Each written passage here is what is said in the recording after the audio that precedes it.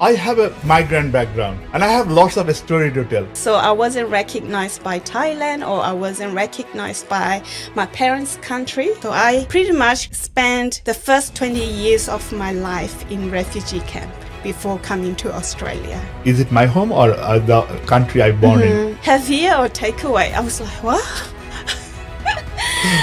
Have here takeaway? What's takeaway?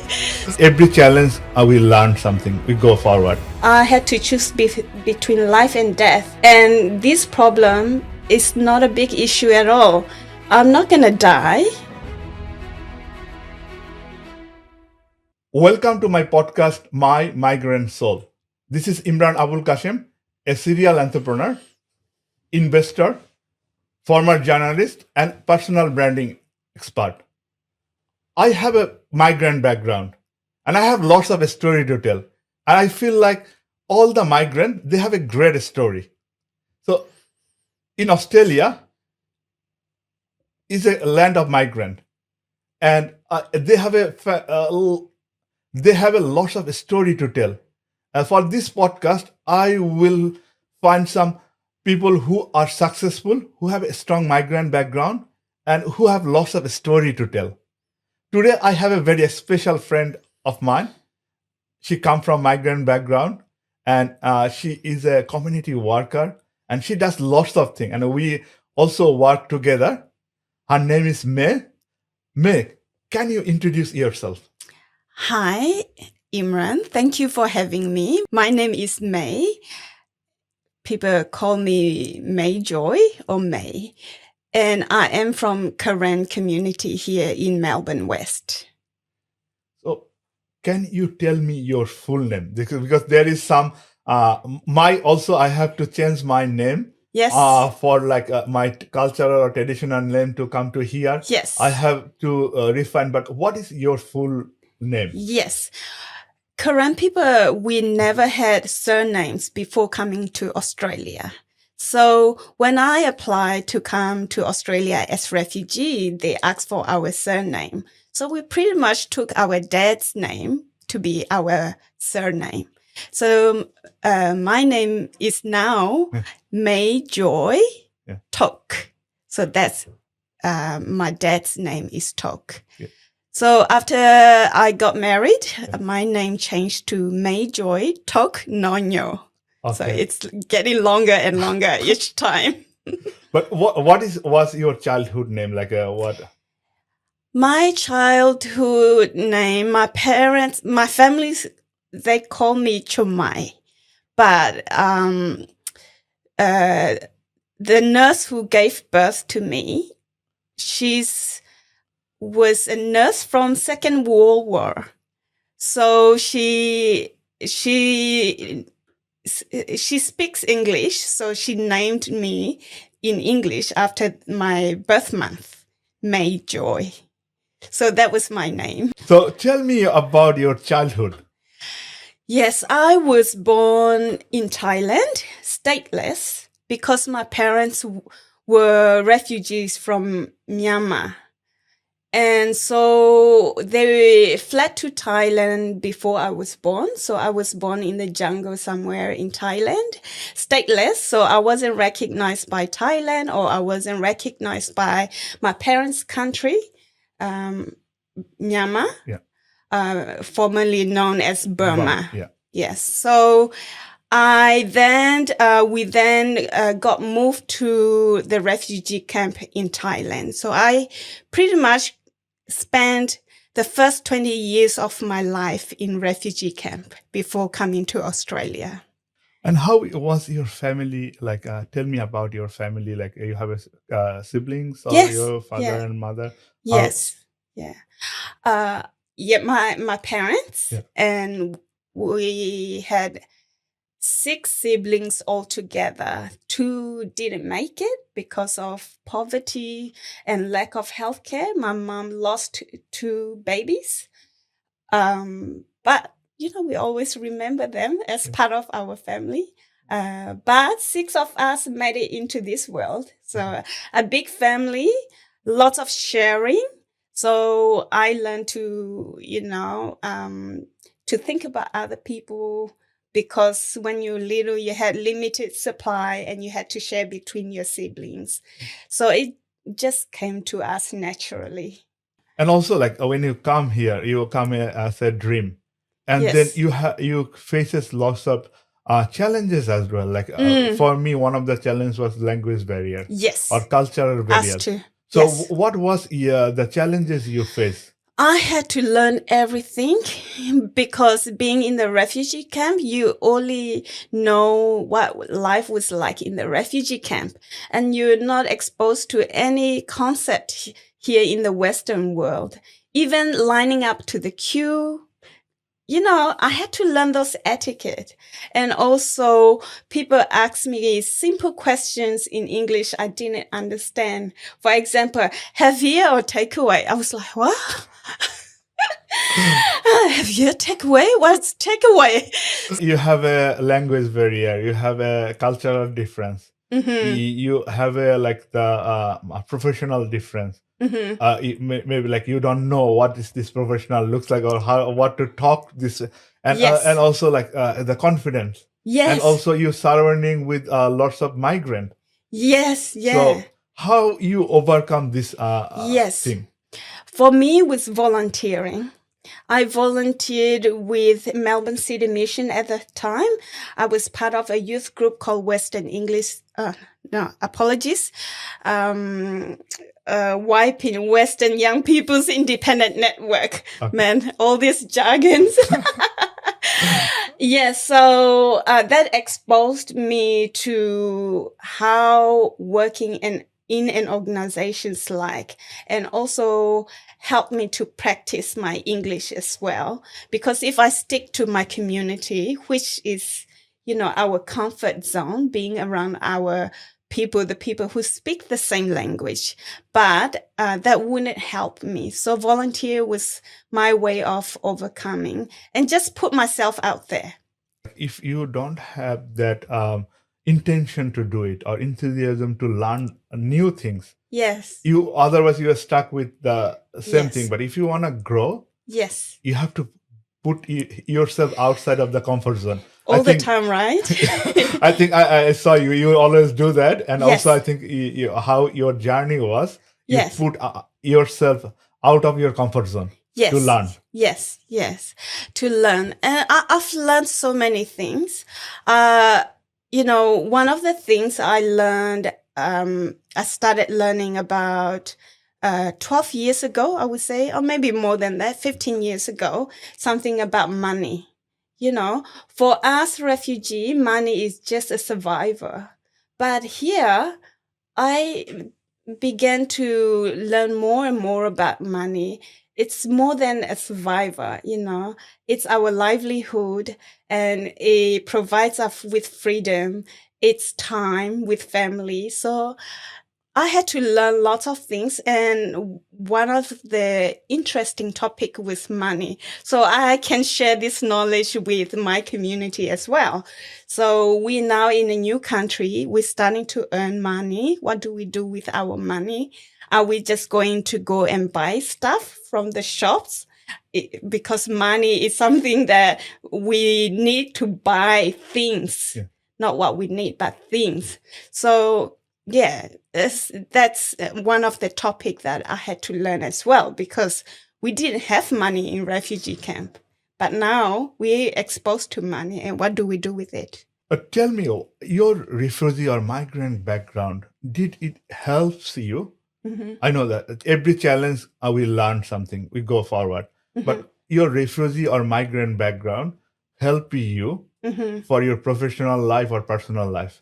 It does help me for my personal life as well as my professional life, because I came with nothing. So everything that I got, every opportunity that I got, I don't throw a tantrum and say, this could be better. I never said that, because I appreciate every little things. So it make me a happy person, because I knew even though I'm struggling, I might be struggling now, but they are not the big matter. I might be stressed out at work, but they are not life and death. I came from a place where I had to choose between life and death. And this problem is not a big issue at all. I'm not going to die. So it gave me that perspective, that appreciation of life. So you probably won't see me complaining so much. No, Because of what I had yeah. been through. Yeah. So it helped me to put a different perspective when I am at work and I'm going through challenges. I'm like, oh yeah, I might be short on budget in a certain thing, but hey, we'll make do. We didn't have anything, but we built houses to protect us from the sun and the rain. We will work it out. You have come to a life, your journey in this point. What is your advice for people who are recently coming, or what is your advice for the migrant? Yes, don't compare your situation with someone who has been here a long time. Just go forward. Just keep learning everything. Even if, you might be struggling to start off with, don't worry. Just keep trying, keep learning everything, taking every opportunity. But one other thing I feel sometimes from my side, like when I migrate or come here, I have a life in here, I'm become Australian. Yes. And also like Australia is, we take it as a home, but some sometimes say, is it my home or the country I born in? And if you go back to that country you're born in, they say you are Australian, you are not in here. Correct. So we are floating, especially the first gen, the migrant who come, we are floating. Yes. What is your define as a home? Yes. A home is a place that accepted me and gave me that citizenship certificate, because I never had one before. I never had a national identity card. So on the day when I was presented with the Australian citizenship certificate, I was like, yes, I have a home. This certificate, this yellow certificate, meant so much to me. And being able to buy a house and being able to apply for a passport. So my passport and my citizenship certificate and the home I bought is like home. In your life, is it in your migrant or refugee, what is your best, if you say a moment, your best moment, what would be your best moment apart from the citizenship? Yeah. During COVID time, it wasn't my best moment, but it's coming. During COVID time, I purchased so many houses. Like I would say at least 5 houses during COVID, all cheap houses around the country. So after COVID, everything went up through the roof. So I sold one by one. And I sold the third one left last year. And so this year I am going to do barista fire. If I say the most difficult day. The most difficult day in your Australian life, what? Yes, probably there are many difficult days. I guess there was one incident that I guess stay with me, even though I said, oh, no, it's not going to bother me. One day I was walking along the street, taking a walk, and then I had some, kids, naive, rowdy kids. They threw a can at me, and then they yelled out, go back to your country. So I was like, well, I don't care. I kept walking. But, those things, I guess, sometimes reminded you where you came from. And it stayed with me, even though it was one, tiny incident. But it came back to me and reminded me, I came from somewhere. But where do I go back to? Now everyone has that moment, but thank you so much for sharing all these things. Something like even you sharing is feel like not comfortable, or even sharing some of the thing that you have that courage to share. I Yeah. think that also inspire other. Yes. And sometimes like we can talk one to one, but when we come to online, it Yeah. go to one to many. Yes. And definitely, like when I sometimes, you probably see my Facebook, I share lots of things. People come say, Imran, your story inspire me. Yeah. Yeah. That is the thing. I feel like whatever hard Yes. work I do, whatever Yeah. I share, I come out of the comfort zone and Mhm. share the thing Yeah. what I learned from my personal life. Mhm. I think there's a lots of thing Mhm. people can take from your story, and Yeah. and thank you for sharing lots of things even I don't know. So that's definitely Yours too. I really inspired by you, Imran. You know, the first time I met you, probably 10 years ago now. Yeah, and how you put your passion in photography and you share that with everyone through your photography. And I follow you from that day on when we first introduced ourselves. Yeah. that's great to hear that. And my last question for you: Yes. where I want to see May after 10 years? What is the 10 years looks like? Mm-hmm. 10 years, I aim to spend more time with my family and also maybe own a small resort somewhere. And maybe have, you know, a beautiful orange orchard somewhere and spend lots of time with my families and also maybe come to your events more often. I would love to connect with you more in the future. Yes.